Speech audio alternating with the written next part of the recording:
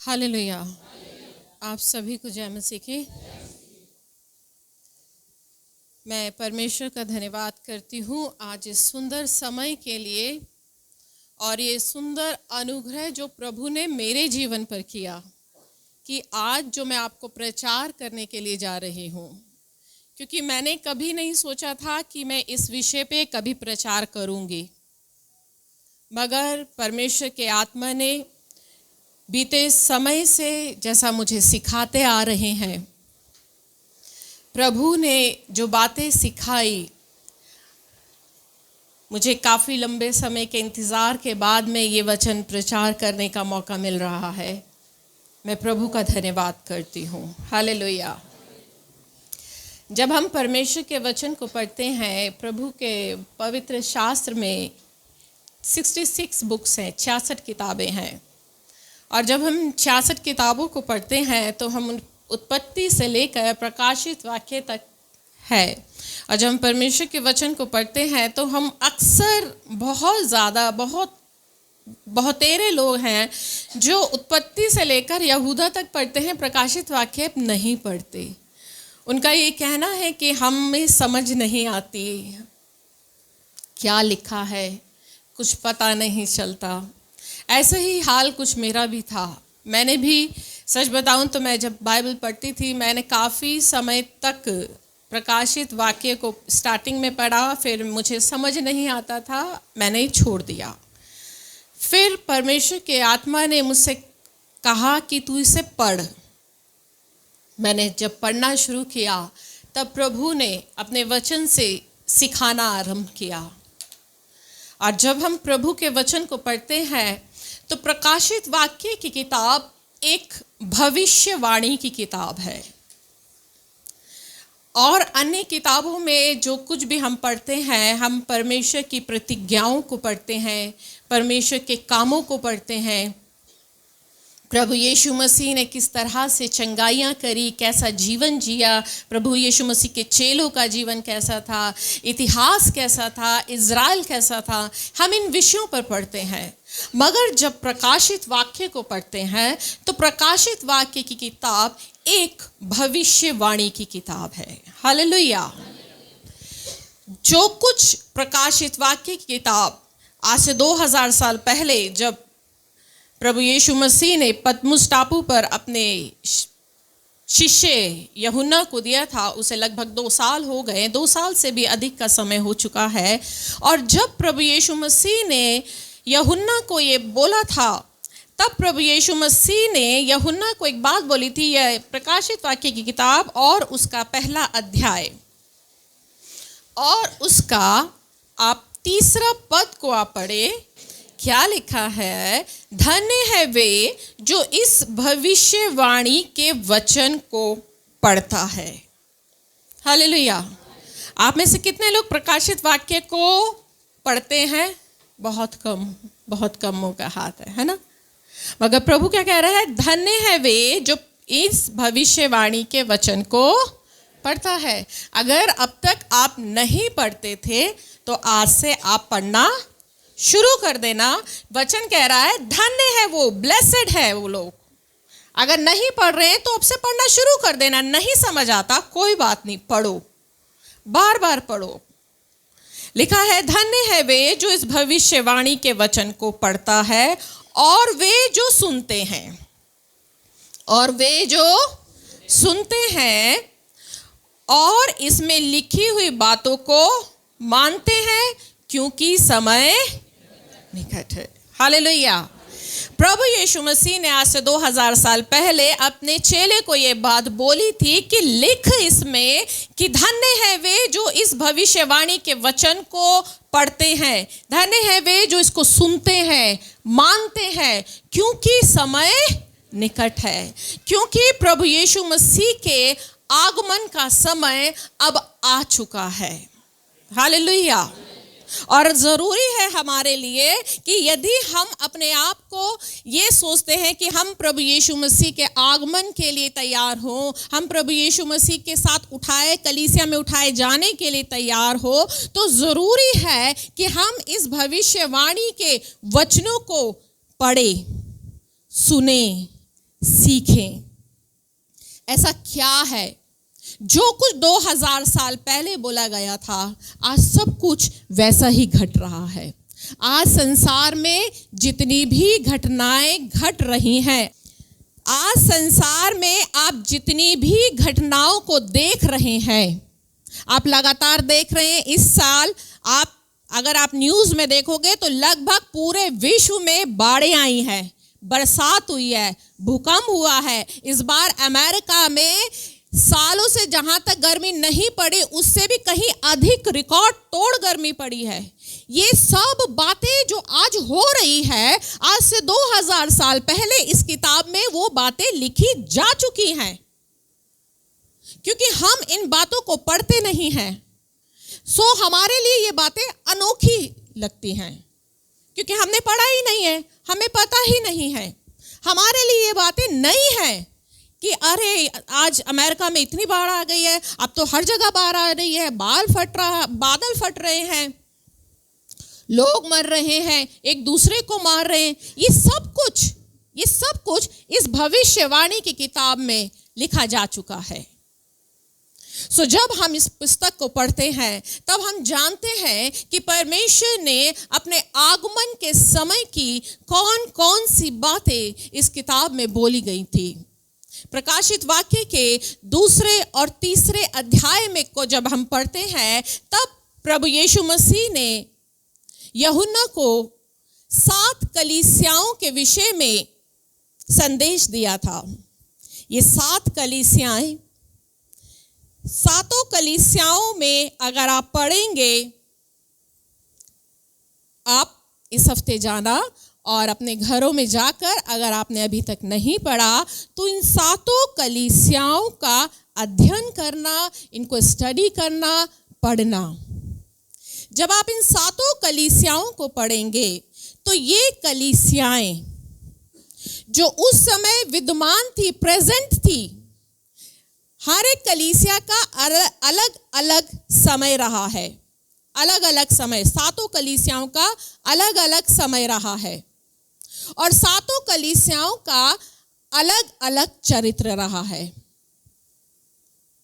जैसे आज के समय में आप कलीसियाओं में आते हैं, अलग अलग कलीसियाओं में जब आप जाते हैं तो आप वहां पर जाकर उस कलीसिया के वातावरण को देखते हैं, वहाँ के पास्टर को देखते हैं, वहाँ के विश्वासियों के जीवन को देखते हैं, वहाँ की शिक्षा को देखते हैं। बहुत से लोग जब दूसरे चर्च से हमारे चर्च में आते हैं तो कहते हैं कि वहाँ पर शिक्षा अलग है, वहाँ के लोग ऐसे हैं, वहाँ पर इस तरीके से सिखाया जाता है, यहाँ पर आपके कलीसिया में ऐसे सिखाया जाता है। और जब हमारी कलीसिया के लोग भी दूसरे चर्च में जाते हैं तो वो भी इन शिक्षाओं में, इन बातों को, इनका डिफ्रेंशिएट करते हैं। वो देखते हैं कि अलग अलग कलीसियाओं में कैसे कैसे सिखाया जाता है। ठीक इसी तरीके से इन कलीसियाओं में भी उस समय में अलग अलग समय की कलीसियाओं में अलग अलग शिक्षाएं रही हैं। 7 कलीसियाओं को प्रभु यीशु मसीह ने अलग अलग चेतावनी दी है। इन 7 कलीसियाओं में हर एक कलीसिया में 7 बातें हैं। 7 कलीसियाओं में 7 चीजें हैं। हर एक कलीसिया में 7 बातें हैं। मैं फिर दोबारा बोलूंगी, घर जाना और उसको स्टडी करना। ये कलीसिया कुछ नहीं है, वो आप और हम हैं। 7 कलीसियाएं, पौलुस ने कहा था, क्या तुम नहीं जानते कि तुम परमेश्वर का मंदिर हो? ये 7 कलीसियाएं एक अलग चरित्र लेकर बैठी हुई है। इफिसुस की कलीसिया के विषय में लिखा है, वो ऐसी कलीसिया जिसका प्रेम ठंडा हो चुका है। स्मुरना की कलीसिया जो सताव को सहेगी। और अलग अलग कलीसियाएं हैं। कोई कलीसिया मरी हुई है, किसी कलीसिया में व्यभिचार है। अलग अलग कलीसियाओं को परमेश्वर ने उनके कामों के अनुसार, हर कलीसिया को जब आप पढ़ेंगे तो हर एक कलीसिया के ऊपर उस कलीसिया का नाम है, यानी उस कलीसिया का विवरण है, उस कलीसिया का इंट्रोडक्शन। और उस कलीसिया के इंट्रोडक्शन के बाद में उस कलीसिया में प्रभु यीशु मसीह अपने आप का इंट्रोडक्शन दे रहे हैं। सातों कलीसियाओं में प्रभु यीशु मसीह को का अलग अलग इंट्रोडक्शन मिलेगा। सातों कलीसियाओं में प्रभु यीशु मसीह अपने आप को अलग अलग तरीके से प्रकट कर रहे हैं। इसका मतलब ये है, और हर एक कलीसिया में प्रभु ने कहा है कि मैं तुम्हारे कामों को जानता हूं। मैं तुम्हारे, हर कलीसिया में, इसका मतलब प्रभु यीशु मसीह हमारे कामों को जानते हैं। प्रभु ने क्या कहा कि मैं हर एक को उसके कामों के अनुसार बदला दूंगा। हर एक कामों, आपके कामों के अनुसार आपका न्याय होगा। हर एक कलीसिया में प्रभु ने कहा है। आज मैं जो आपके सामने कलीसिया लेकर आई हूं, वो कलीसिया है लौदीकिया की कलीसिया, सबसे आखिरी कलीसिया। प्रभु यीशु मसीह का आपको हर कलीसिया के ऊपर कलीसिया का विवरण, कलीसिया का नाम है, फिर उस कलीसिया में प्रभु यीशु मसीह का इंट्रोडक्शन है, फिर उस कलीसिया के काम है, और उस कलीसिया की नंबर 4, उस कलीसिया की प्रभु यीशु मसीह ने कमी बताई है। आज हम सबके जीवन में कमी है, कहीं ना कहीं हम सबके जीवन में बहुतेरी कमी है, और प्रभु यीशु मसीह उन कमियों को सुधारने के लिए बोलते हैं। और यदि हम अपनी कमी नहीं सुधारते तो उस कमी ना सुधारने के कारण चेतावनी दी गई है। हर कलीसिया को चेतावनी है। और यदि हम अपनी कमी सुधारते हैं तो वचन के लास्ट में लिखा है, जो जय पाए। यहां पर ये 7 चीजें आपको हर कलीसिया में देखने को मिलेगी। अगर मेरे पास समय होता और बोर्ड होता तो मैं आपको पूरा दिखाती। मैंने अपने घर में भी अपना एक रजिस्टर बनाया है 7 कलीसियाओं का, और 7 कलीसियाओं को अलग, 7 कलीसियाओं में अलग अलग कलर से उनकी बातों को हाईलाइट किया है, और देखा है कि हर कलीसिया में प्रभु यीशु मसीह ने 7 बातें बोली हैं, 7 चीजें हैं हर कलीसिया में। हालेलुया। सो आज जो वचन है वो लौदीकिया की कलीसिया, सबसे लास्ट की कलीसिया है, 3 अध्याय और उसका 14 पद। यहां पर प्रभु यीशु मसीह यूहन्ना को बोल रहे हैं, और लौदीकिया की कलीसिया के दूत को यह लिख कि जो आमीन और विश्वास योग्य और सच्चा गवाह है और परमेश्वर की सृष्टि का मूल कारण है, वो ये कहता है। यहाँ पर देखिए प्रभु यीशु मसीह अपने आप को, अपना इंट्रोडक्शन लौदीकिया की कलीसिया के लिए कह रहे हैं। ये लौदीकिया की कलीसिया, आप ये मत सोचना कि उस जमाने की थी। आज का वचन प्रभु ने क्या कहा, ये भविष्यवाणी है। आप सब हर संडे को जब आते हैं, आप उम्मीद करते हैं आज मेरे लिए भविष्यवाणी हो, आज प्रभु की आत्मा मेरे लिए कुछ बोले। आज ये भविष्यवाणी ये पूरी कलीसिया के लिए है। प्रभु का वचन क्या कह रहा है, जो आमीन और विश्वास योग्य। प्रभु यीशु मसीह क्या है, आमीन। आमीन का मतलब ऐसा ही हो। हम प्रार्थना में क्या कहते हैं, मांगते हैं तो हम प्रार्थना का अंत कैसे करते हैं, आमीन, यानी ऐसा ही हो। और दूसरे शब्दों में इसे बोला गया है सच। कई जगह प्रभु यीशु मसीह ने नए नियम में ये बातें बोली है, मैं तुमसे सच सच कहता हूं।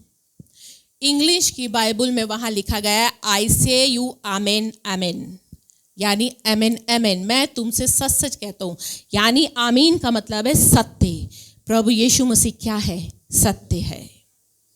और जो विश्वास योग्य है, प्रभु यीशु मसीह हमारा क्या है, विश्वास योग्य है। इब्रानियों की किताब बताती है, उसका 3 अध्याय और उसका 1 और 2 बोलता है कि वो हमारा एक विश्वास योग्य महायाजक है।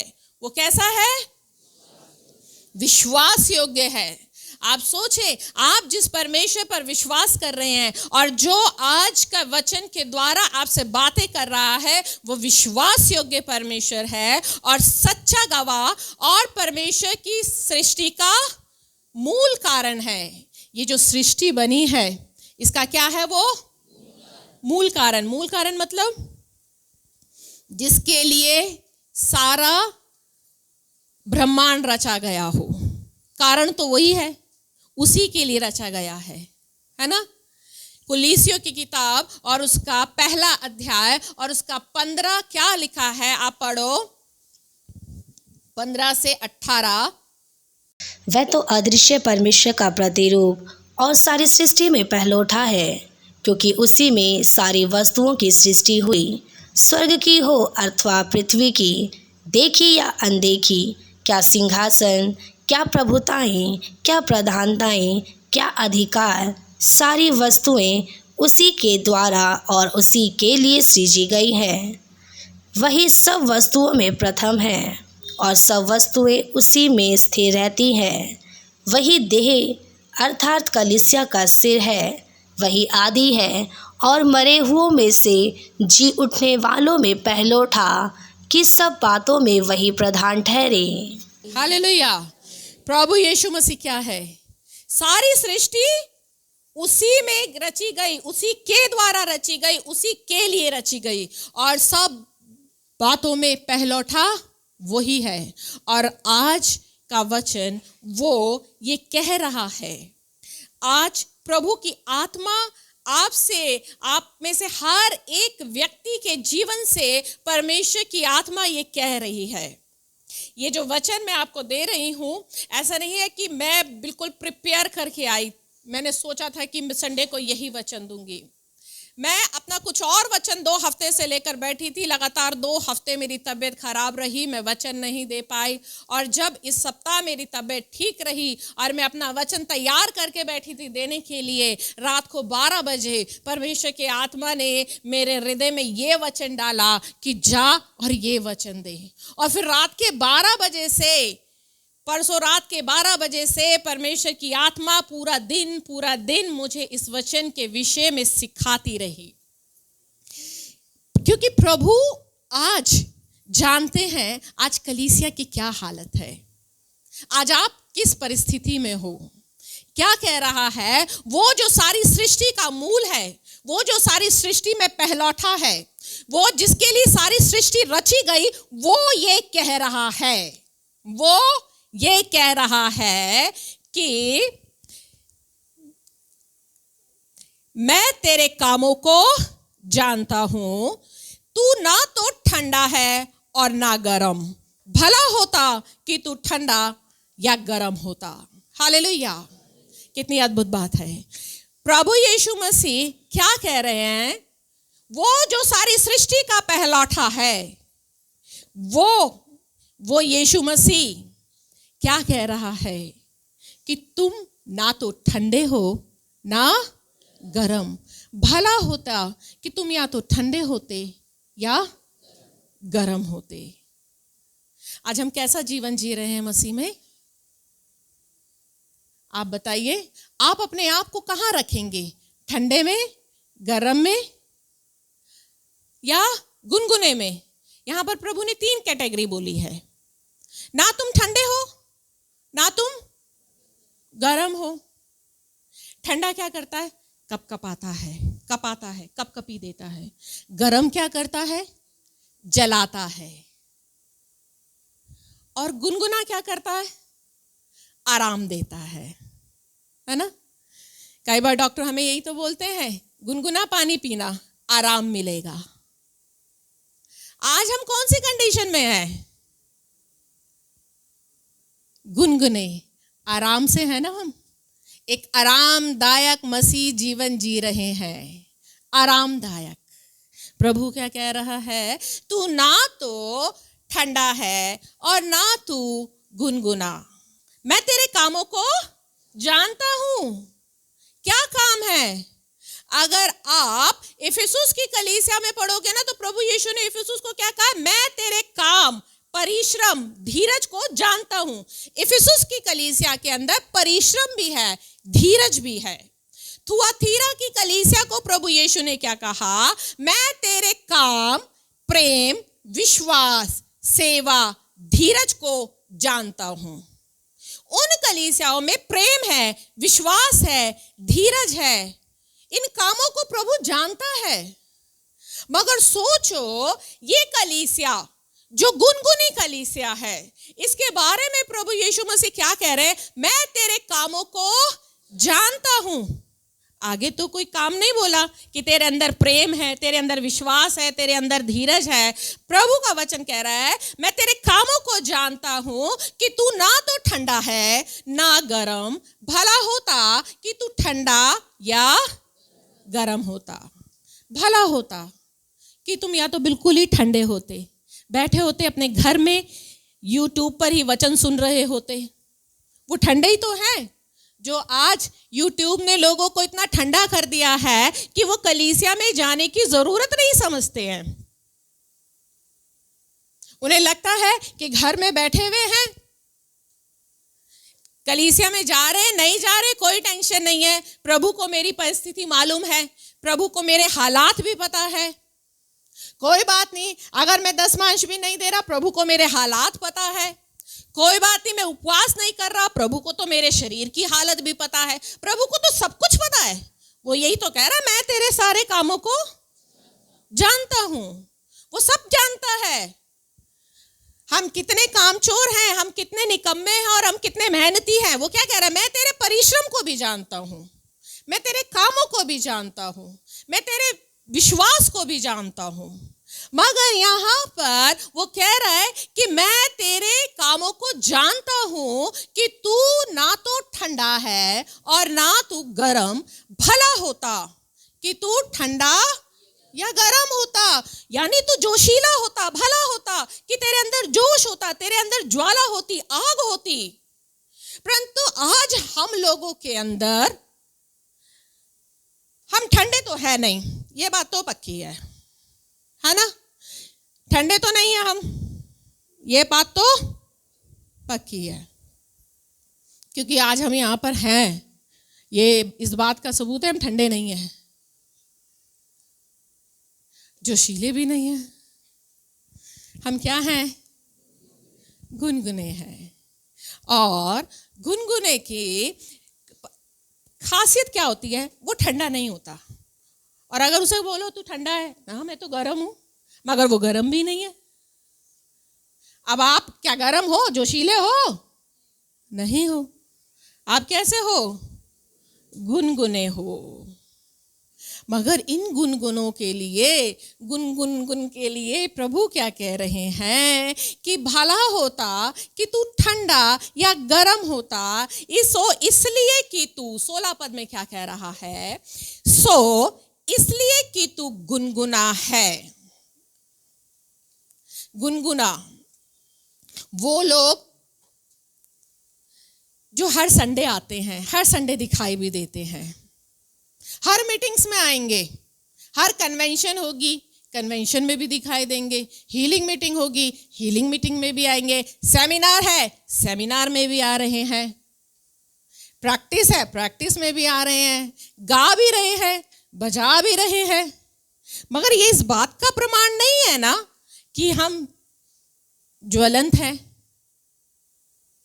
ये इस बात का प्रमाण बिल्कुल भी नहीं है। अगर हम हर मीटिंग में आ रहे हैं, आज हम यूट्यूब में सारे वचन भी सुन रहे हैं, ये इस बात का प्रमाण भी नहीं है कि हम जोशीले हैं।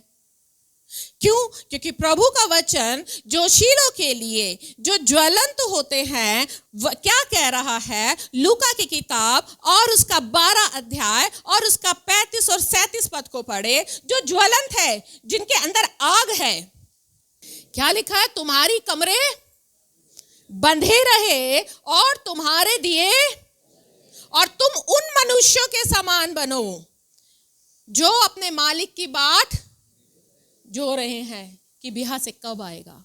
वो लोग हैं जोशीले। अब आपसे पूछो तो आप में से कितने लोग हैं दिन के दिए जल रहे हैं, जो अपने मालिक की बाट जो रहे हैं कि स्वामी कब आएगा। कितनों को तो आज की डेट में, कितने मसीहों को, कितने ईसाइयों को तो यही नहीं पता होगा कि यीशु मसीह दोबारा आने वाला है। बचपन से चर्च जा रहे होंगे, बचपन से बाइबल पढ़ रहे, उन्हें यही नहीं पता होगा कि यीशु मसीह आने वाला है।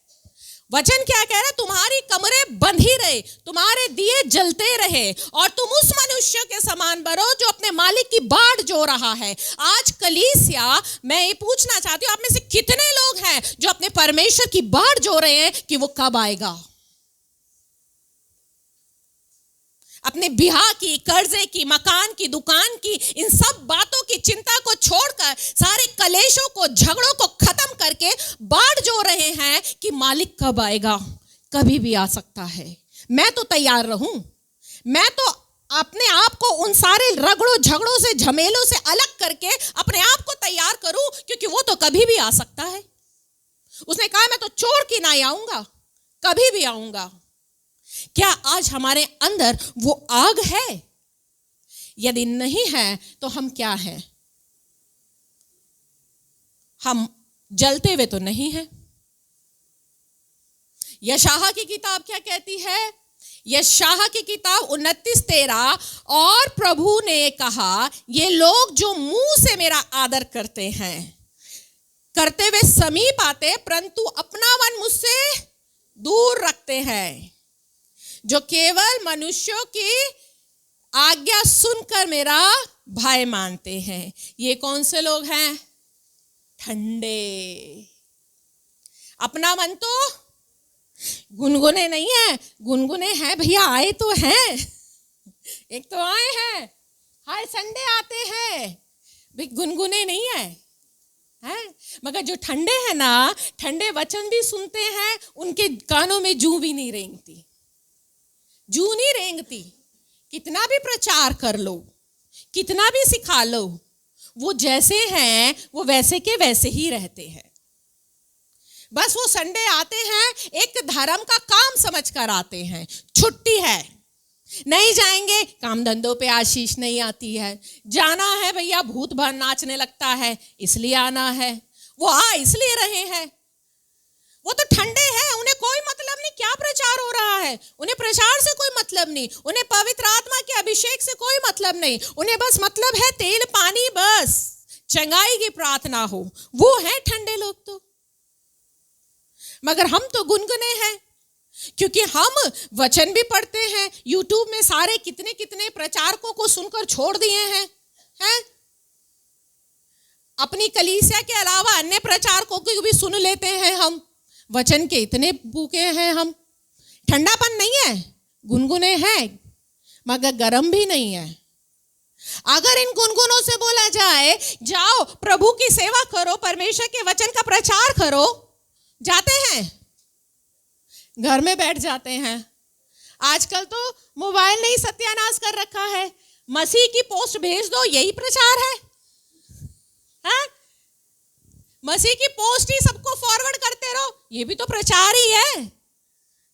स्टेटस में लगा लो, भैया आत्मा तो बचा रहे हैं ना, मसीह का प्रचार तो कर रहे हैं, जा नहीं पा रहे तो क्या हुआ, प्रभु जानता है ना मजबूरी। ये क्या है? ठंडापन तो नहीं है, ठंडे होते तो स्टेटस पे लगाते ही नहीं, गुनगुनापन है तभी तो लगा रहे हैं कि लोगों को पता चले हम मसीह हैं।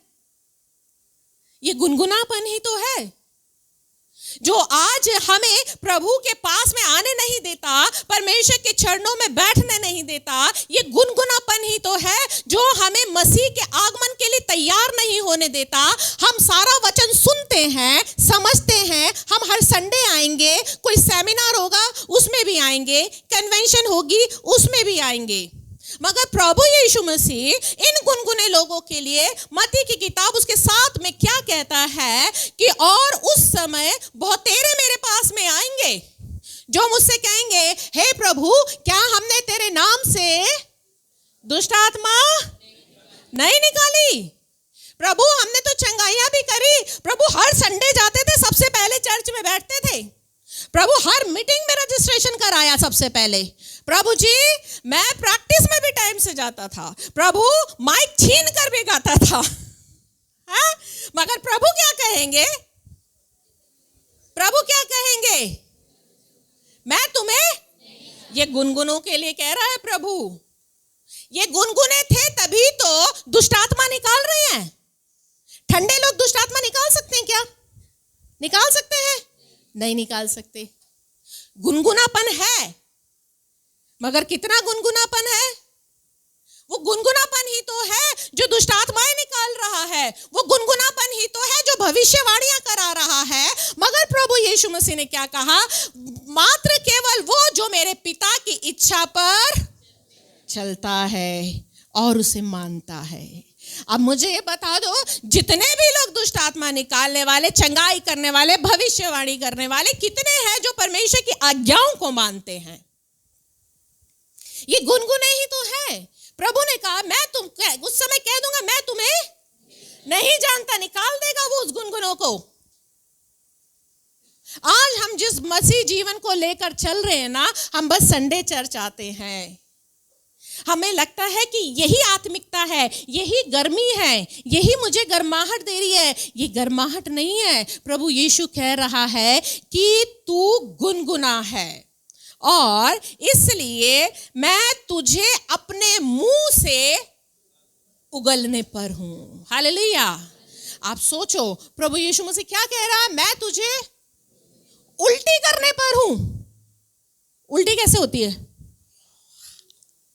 रोकना भी चाहो तो नहीं रुकेगी। और उल्टी को क्या कर दिया जाता है? फ्लश कर देते हैं, संभाल के नहीं रखते। यानी परमेश्वर ऐसे मसीह लोगों को फ्लश आउट करने वाला है, फ्लश करने वाला है। वो जो एक गुनगुना मसीह जीवन जीते हैं, वो चर्च में आते हैं, उनके जीवन में मसीहत नहीं है। वो वचन तो सुन रहे हैं, वो अपने आप को दिखा रहे हैं, हालेलुया, प्रेज द लॉर्ड करके, जय मसीह की करके, ऊंचे स्वर से गाते हैं, ऊंचे ऊंचे ताली बजाएंगे, नाचेंगे, सब कुछ करेंगे, मगर उनके जीवन में, उनके व्यवहार में उनका असलीपन, उनकी असलियत झलकती है जब वो इस भवन से बाहर चले जाते हैं। इस भवन के अंदर भी है, कलीसिया में भी, अपनी कलीसिया में भी राजनीति करते हैं, चुगली चपाटी करते हैं। ये वो गुनगुनापन ही है। और प्रभु यीशु क्या कह रहे हैं? मैं ऐसों को क्या करने पर हूं? उगलने पर, वॉमिट करने पर हूं। आप जरा सोचो वो हालत। तभी तो यीशु कह रहे हैं कि अंत के समय में मैं उन्हें कह दूंगा, मैं तुम्हें, हे कुकर्म करने वालों। ये बताओ, जो लोग दुष्ट आत्मा निकाल रहे हैं, भविष्यवाणी कर रहे हैं, भूत भगा रहे हैं, चंगाइयां कर रहे हैं, प्रभु यीशु मसीह उनको कह रहे हैं, हे कुकर्म करने वालों। क्यों? क्योंकि वो तो उनको उगलने पर है ना। अब जिसको उगलेगा उसकी कोई कीमत है? उगलने, उल्टी की कोई कीमत होती है? कुछ नहीं होती। आप जरा अपनी खैर बना लो, क्योंकि प्रभु यीशु मसीह जो है, अब वो प्रभु यीशु मसीह नहीं है जो तरस से भरता था, दुखों में रोता था। वो जो 2000 साल पहले आया था, उसको कोड़े मारे गए, वो चुपचाप सब सहता रहा। अब वचन कह रहा है, जिन्होंने उसे भेदा है वो आंखें उसको देखेंगी। अब वो अपने असली रूप में आएगा, वो असली रूप जो पतरस, याकूब, यूहन्ना में पर्वत ने के समय देखा था, वो उस रूप में जमीन पर आएगा।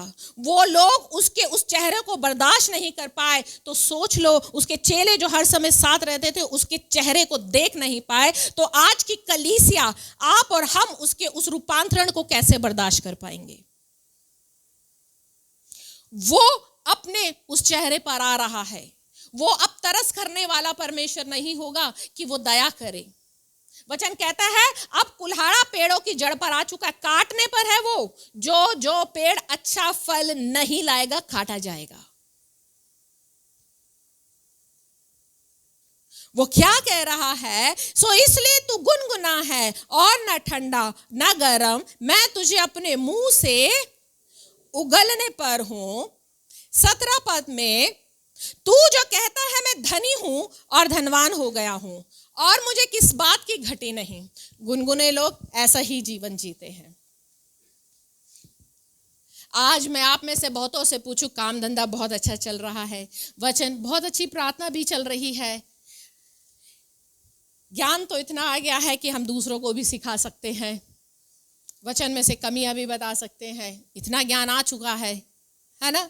वचन क्या कह रहा है? तू जो कहता है मैं धनी हूं, धनवान हो गया हूं और मुझे किसी बात की घटी नहीं, पर ये नहीं जानता, यानी आज कलीसिया इस धोखे में है। आपका काम धंधा अच्छा चल रहा होगा, प्रार्थना अच्छी चल रही है, वचन सही चल रहा है, फर्स्ट क्लास चल रहा है, परंतु तुम ये नहीं जानते तुम धोखे में हो। मैं नहीं कह रही हूं। कौन कह रहा है? यीशु मसीह। कौन कह रहा है? प्रभु यीशु कह रहा है इस बात को अपनी कलीसिया से, और ये आज की कलीसिया से कह रहे हैं कि तुम जो कहते हो मैं धनी हूं, धनवान हो गया हूं, प्रभु ने मुझ पर बड़ी आशीषें करी हैं, प्रभु ने मेरा काम अच्छा बना दिया, मेरा मकान चल गया, मेरी गाड़ी आ गई, मेरे बच्चे सुधर गए, मेरा ये हो गया, मेरा वो हो गया, प्रभु का अनुग्रह मेरे लिए काफी है। प्रभु कह रहे हैं और तुम ये नहीं जानते कि तू अभागा और तुच्छ और कंगाल और अंधा और नंगा है। हालेलुया। कैसी हालत है आज के मसीह समाज की यीशु मसीह की नजर में? वो जो घर बैठे ही प्रचार करते हैं, जो घर बैठे ही प्रचार सुनते हैं, वो जो अपने सेल्फ सेटिस्फाइड, अपने आप को सेटिस्फाइड कर रहे हैं कि मैं एक अच्छा आत्मिक जीवन जी रहा हूं। क्या कह रहा है? तू ये नहीं जानता, यानी हम अपने आप को सेल्फ सेटिस्फाइड कर रहे हैं, हम अपने आप को सेटिस्फाइड कर रहे हैं कि मेरा एक अच्छा जीवन जी रहा है, मेरा काम भी अच्छा चल रहा है, प्रार्थना भी है, कभी कभी हो जाती है, कभी कभी वचन भी हो जाता है। एक गुनगुना मसीह जीवन प्रभु की आज्ञाकारिता नहीं है, एक सेल्फ सेटिस्फाइड जीवन जी रहे हैं जिसमें हम खुद अपने आप को संतुष्ट कर रहे हैं। प्रभु का वचन कह रहा है और तू ये नहीं जानता कि तू क्या है? अभागा। अभागा मतलब किस्मत फूटी हुई, यही तो होता है अभागा, है ना? अभागा जिसकी किस्मत ही फूटी हो, और तुच्छ और कंगाल और अंधा और नंगा है। तुम आत्मिक रीति से भी नंगे हो, आत्मिक रीति से भी अंधे हो, आत्मिक रीति से कंगाल हो। तुम अपने आप को आज की कलीसिया भले ही धनवान कह रही हो, आज के लोग भले ही अपने आप को कह रहे हो कि हम तो हर मीटिंग में जाते हैं, हम एक अच्छा मसीह जीवन जी रहे हैं, खाली एक अच्छा मसीह जीवन जीना पर्याप्त नहीं है, काफी नहीं है। प्रभु यीशु मसीह ने क्या कहा? मात्र वो जो मेरे पिता की इच्छा पर चलता है। इच्छा पर चलना बहुत जरूरी है। यदि हम एक परमेश्वर की इच्छा का जीवन नहीं जी रहे हैं तो आप समझ लेना कि हम एक गुनगुना मसीह जीवन जी रहे हैं। सिर्फ गुनगुनापन है, यानी जो हमें जला नहीं रहा। क्या आपको मसीह का अभिषेक आपको जला रहा है?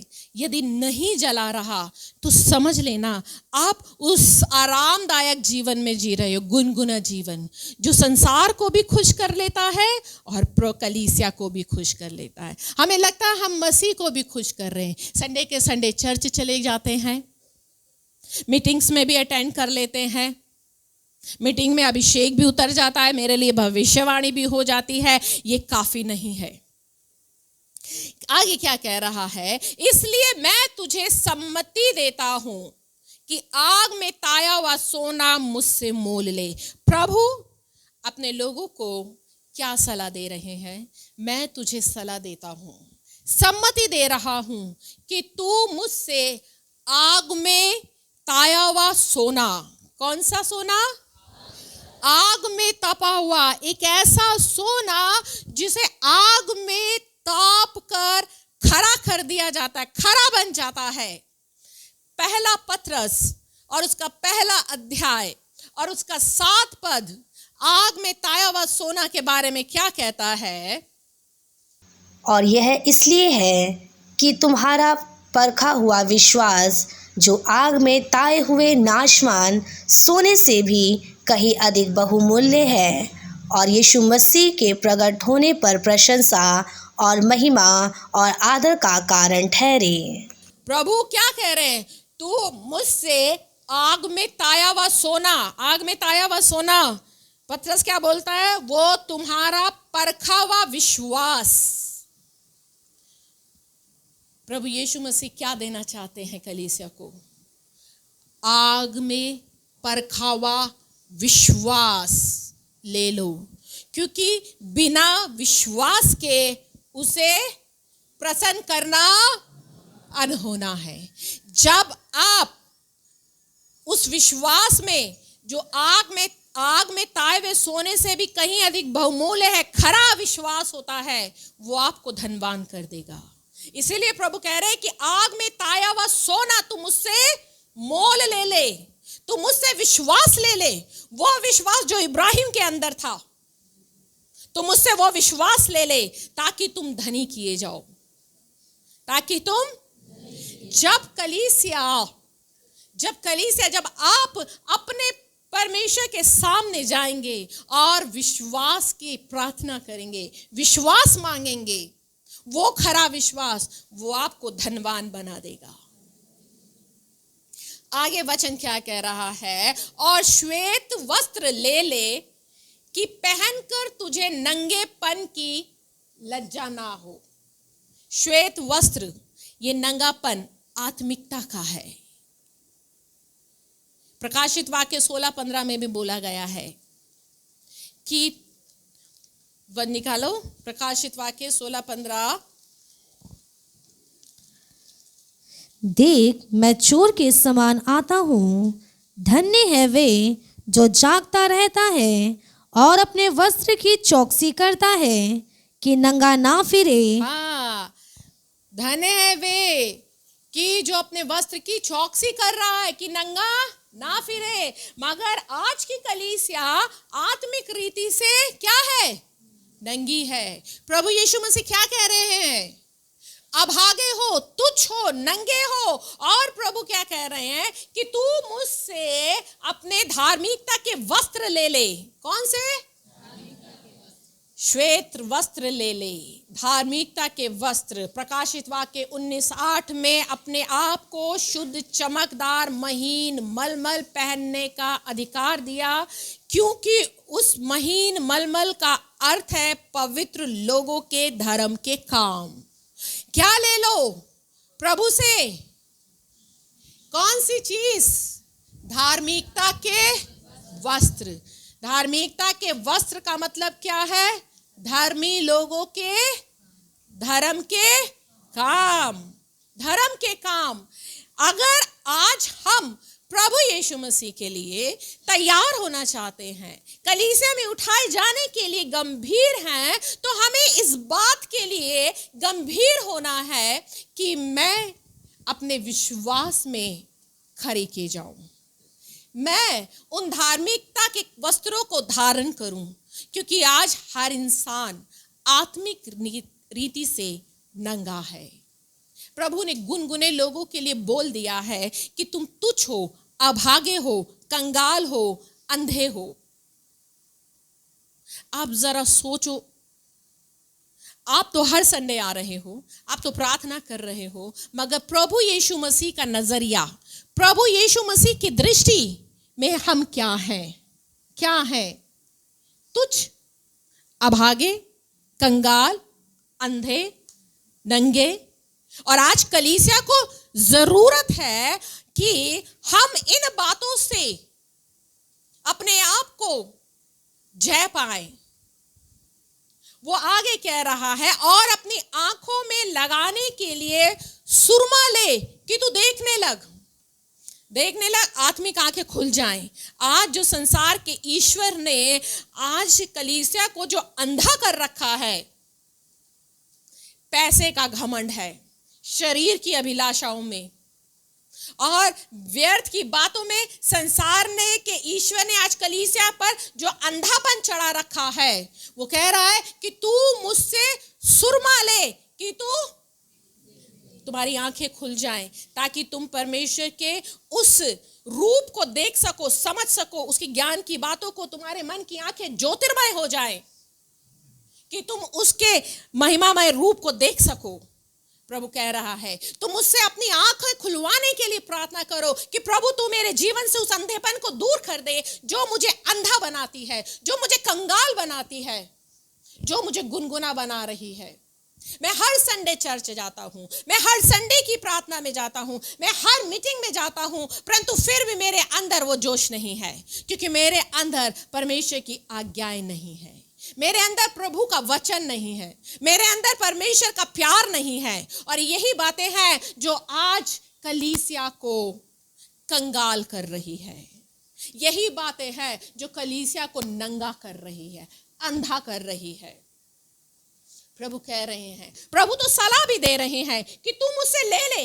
आज भी कलीसिया के लिए समय है कि कलीसिया यदि मांगेगी, यदि आप मन फिराओगे और प्रभु से पश्चाताप के साथ प्रार्थना करोगे कि हे प्रभु तू मुझ पर दया कर, मेरे इस गुनगुनेपन को निकाल दे। मैं जो मात्र एक गुनगुना मसीह जीवन जी रहा हूं, बस घर में बैठे ही मसीह जीवन जी रहा हूं, बाहर जाता हूं तो मैं कुछ और हो जाता हूं, मेरा असली रूप तो प्रभु जी बस आप जानते हैं। आप परमेश्वर के सामने गंभीरता से प्रार्थना करो। 19 पद क्या कहता है? मैं जिन जिन से प्रीति रखता हूं उन सबको उल्हाना और ताड़ना देता हूं, इसलिए सरगर्म हो और मन फिरा। हालेलुया। प्रभु का वचन कहता है, हे मेरे पुत्र, परमेश्वर की ताड़ना को हल्की बात ना जान। ये ताड़ना ही है। आज आपको ये लग रहा होगा कि मैं सख्त बोल रही हूं, मैं सख्त प्रचार कर रही हूं, मेरा तो चलो स्वभाव ही ऐसा है, मेरा तो चलो स्वभाव ही ऐसा है सख्त बोलने का। मगर मैं आपको बताऊं, मैंने प्रभु, आपको ये लगता है कि मैं सख्त बोलती हूँ, मगर मैं जानती हूँ और मेरा खुदा जानता है कि जब मैं प्रचार के लिए आती हूँ ना, तो उससे पहले, अपने हर प्रचार से पहले मैं उपवास करती हूँ इस बात के लिए कि प्रभु मुझे सख्त नहीं बोलना, मैं भी सबकी तरह हंसते हुए प्रचार करना चाहती हूँ। मगर मैं नहीं जानती, कई बार मैं मजबूर भी हो जाती हूँ, बाद में मैं खुद पछताती हूँ, मैंने ऐसा क्यों बोल दिया। मगर ये प्रभु का अभिषेक है,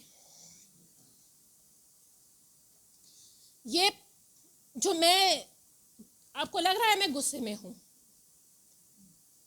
ये आप जो मुझे देख रहे हैं ना, आप सोचो, आप मुझे इतने गुस्से में देख रहे हो, आपको लग रहा है अरे वो यीशु जिसने वचन दिया है वो खुद कितने गुस्से में होगा कलीसिया को लेकर, कितने क्रोध में होगा, कितने दर्द में होगा कि आज मेरी कलीसिया ठंडी है जिनके लिए मैंने अपना खून बहाया है।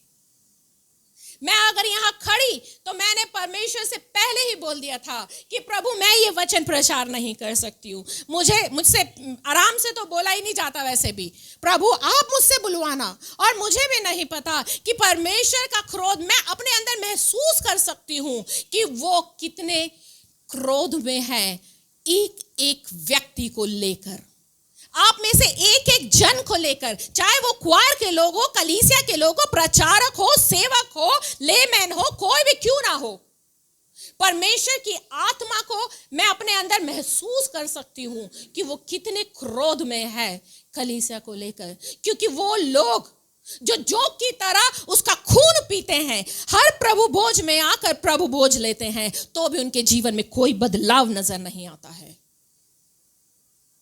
वो गुस्से में है। आप मेरे गुस्से को देख रहे हो, अरे आप उसका गुस्सा कैसे बर्दाश्त करोगे जब वो सामने आ जाएगा, आप तो उसके सामने ठहर भी नहीं सकोगे।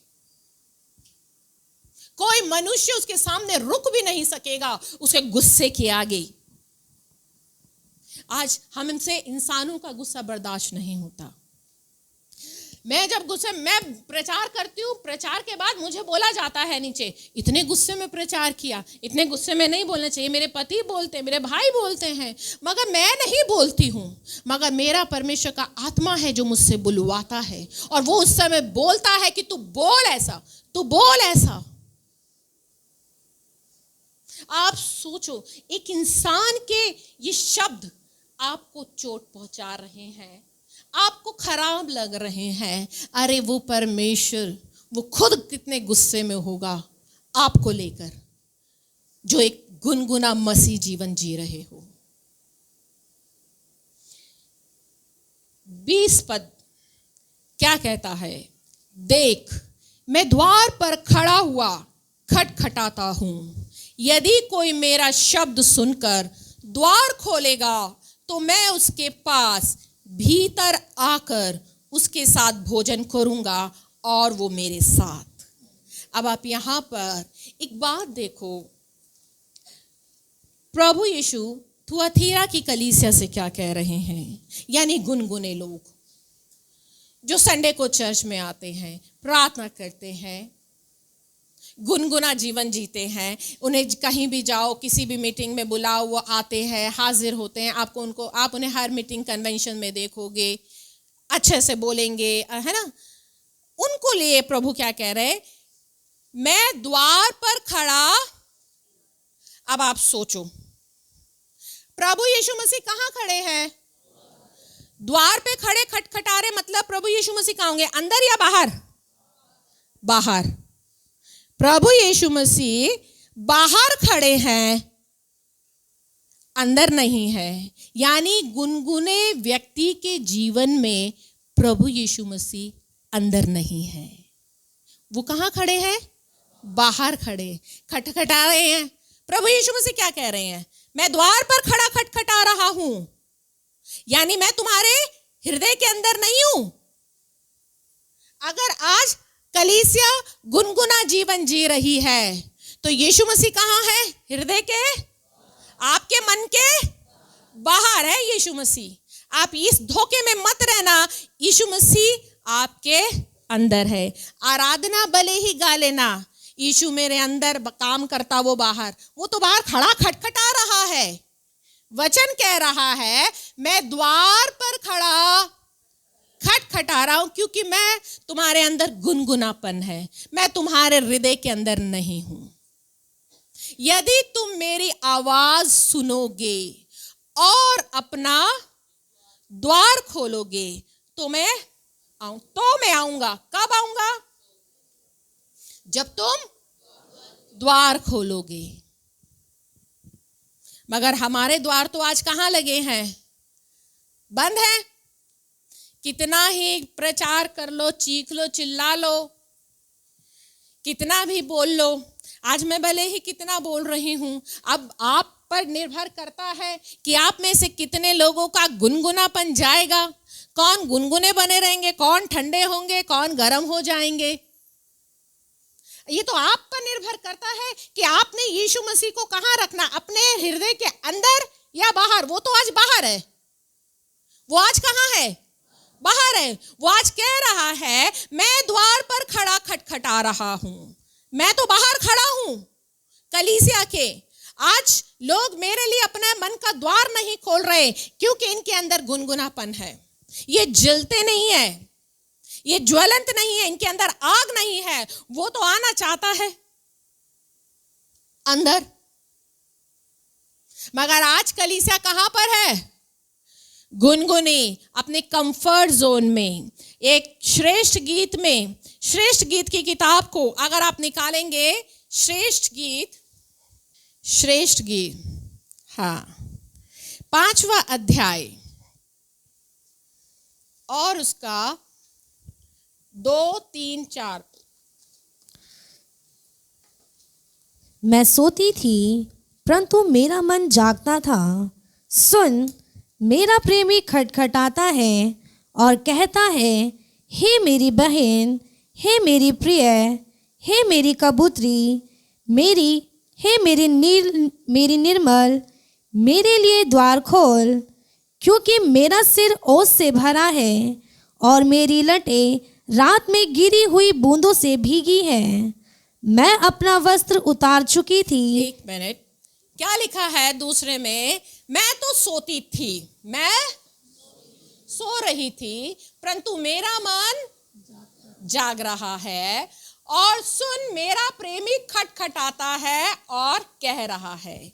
कलीसिया आज कौन सी कंडीशन में है? सोने की कंडीशन में।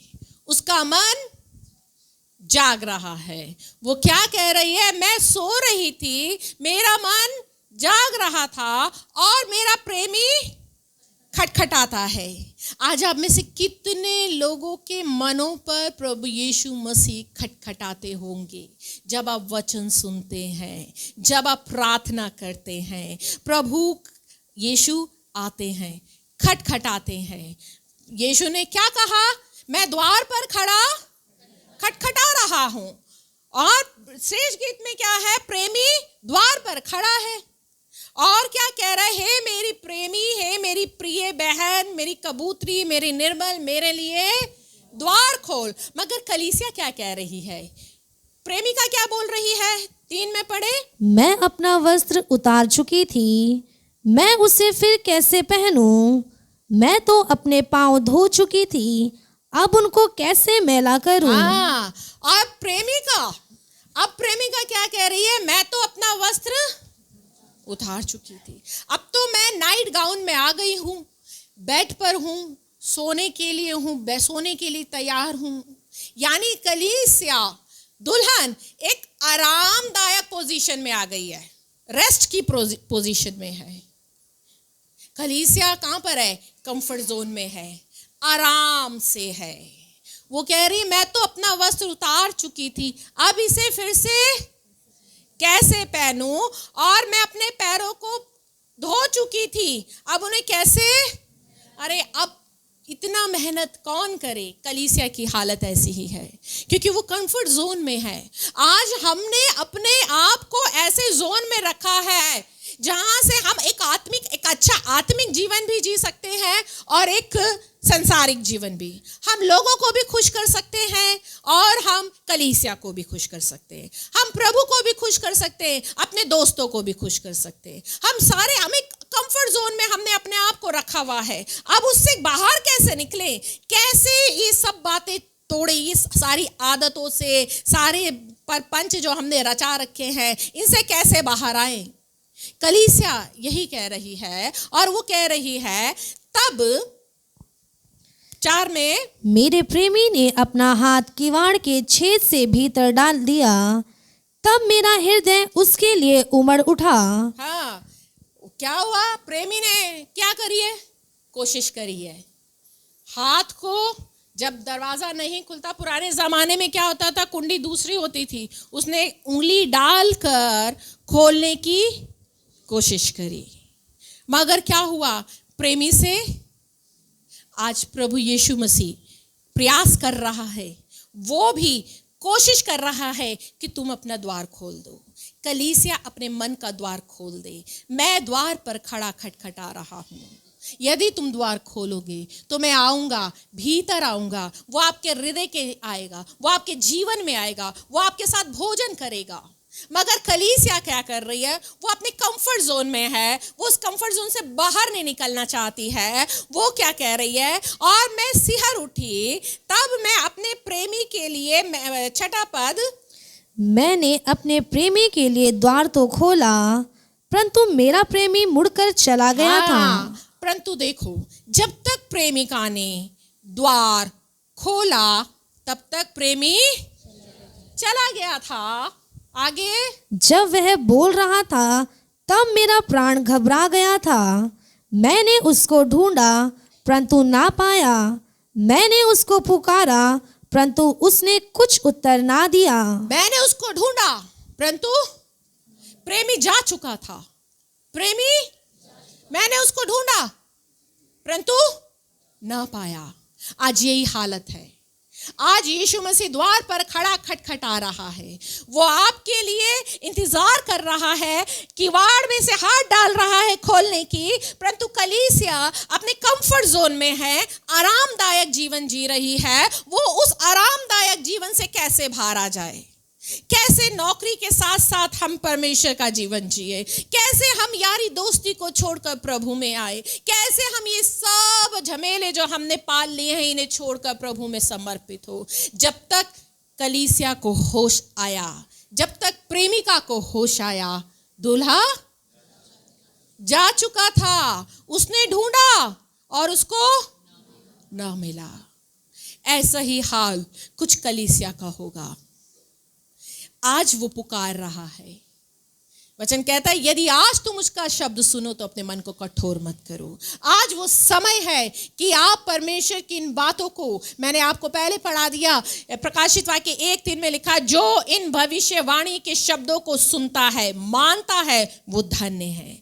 आप वो लोग हैं जिन पर परमेश्वर ने चाहा कि अपनी इच्छा को प्रकट कर ले, क्योंकि ये अंत का समय है और वो आ रहा है। वो चाह रहा है कि हम अपने उस गुनगुनेपन से बाहर आ जाएं, हम उस गंभीरता में आ जाएं, हम उस समर्पित जीवन में आ जाएं, ताकि वो द्वार, वो मेरा प्रेमी अंदर आ जाए और हम उसके साथ भोजन करें। आगे क्या कह रहा है 21 पद में, और जो जय पाए, और जो हर कलीसिया के लिए प्रभु ने क्या कहा है, और जो जय पाए। अब बात यह है, जय किस पर पानी है? जय किस पर पानी है?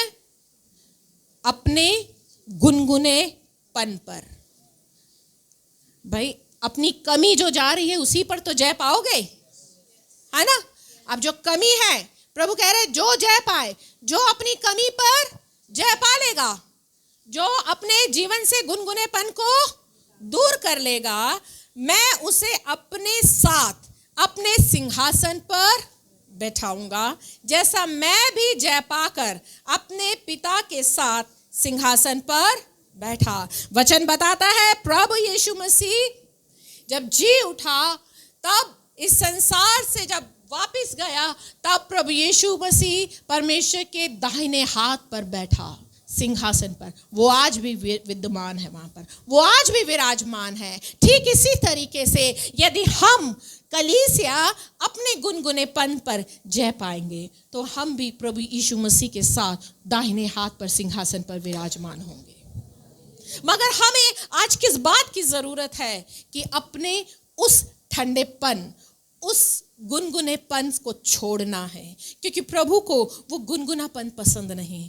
वो जोशीला है, वो आग है, और वचन कहता है वो भस्म करने वाली आग है, उसमें इतना तेज है, आग है, और उसे ऐसे ही लोग पसंद आते हैं। यदि हम आज वचन सुनने के बाद भी हम ऐसे ही बने रहेंगे, तो आप इन बातों को अपने लिए भविष्यवाणी समझ लो।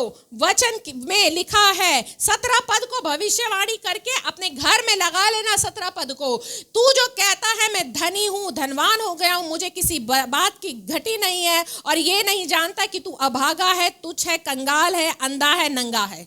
ये भविष्यवाणी है आप सबके लिए। लिख लेना अपने घरों में। यदि आप अपने घर, अपने जीवन से अपने गुनगुनेपन को नहीं निकालेंगे, डेली पढ़ा करना, तू तुच्छ है, तू कंगाल है, तू अंधा है, नंगा है। ये प्रभु के वचन है, मेरे लिए, मेरे नहीं है। मैं नहीं कह रही, यीशु मसीह ने उन लोगों के लिए बोला है जो एक गुनगुना जीवन जी रहे हैं। सब लोगों को बहुत शौक होता है भविष्यवाणी का, मेरे लिए अच्छा अच्छा बोले, मेरा मकान कब बनेगा, मैं प्रचार पे कब खड़ा होऊंगा, मेरी सेवा कब उठेगी। अरे ये भविष्यवाणी तो इस कलीसिया के लड़के लड़कियों ने नहीं करी है, ये भविष्यवाणी तो खुद यीशु मसीह कर रहे हैं आपके लिए। इसे जाकर लिख लेना अपने लिए। प्रभु आप सब लोगों को आशीष दे।